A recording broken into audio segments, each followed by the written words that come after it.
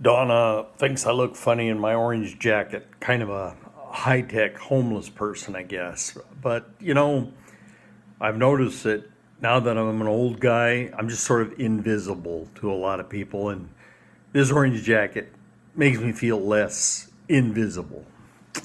Well, so the question I want to address this morning is questions like why is it that the conservatives keep losing the culture wars? And how do we stop Western culture from steamrolling over indigenous cultures? How do we make America great again? Are the French correct in saying that Americans have no culture? Well, let's start with the proposition that culture is that collection of norms that tell people, but especially tell women and young people, what you're not allowed to be and not allowed to do, and what you are allowed to be and what you are allowed to do, and especially how you are to do it. So I'm going to try and give you a Far Side cartoon and see if you can get it here. And so there's these drovers sitting around the campfire eating their supper in front of the chuck wagon. And the caption is, "Frank, don't do that."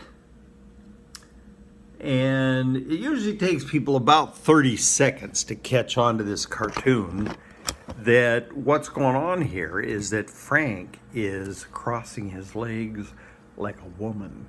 He's not man-spreading like the other drovers. This is a perfect gold-plated 5-star encapsulation of culture. The drovers have a culture, and Frank offends it by the way that he sits and the way he crosses his legs. Now, in South American culture, men who are good friends will walk along holding hands. In most of the United States, that is horrifying.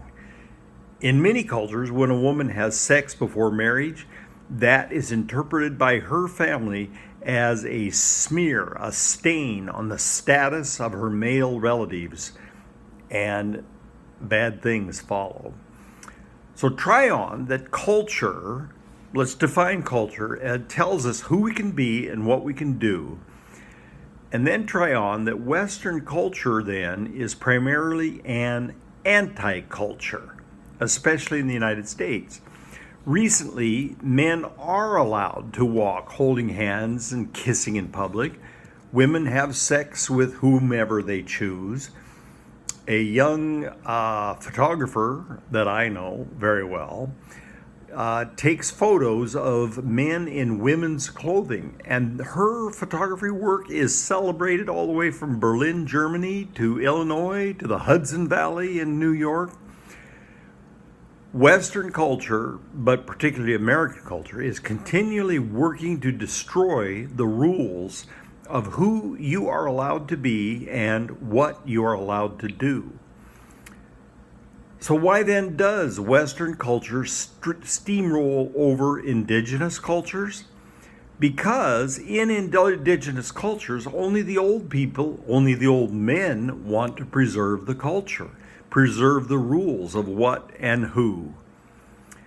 Young women, young people are drawn to the absolute freedoms of an anti-culture. So why do conservatives lose the culture wars? Because there's only one culture war, the anti-culture versus all other cultures. Conservatives strive to protect their rules and norms against the tsunami of freedoms. So how do we make America great again?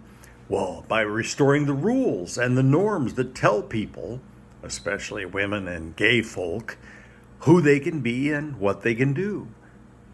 But darling, that ship has sailed.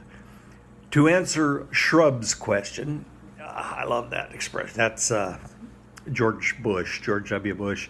Why? To answer Shrub's question, why do Islamic terrorists hate us? Well, they do indeed hate our freedoms, but they hate the same freedoms that Shrub and Cheney and Rove hate. Our freedom from being told who we cannot be and what we cannot do.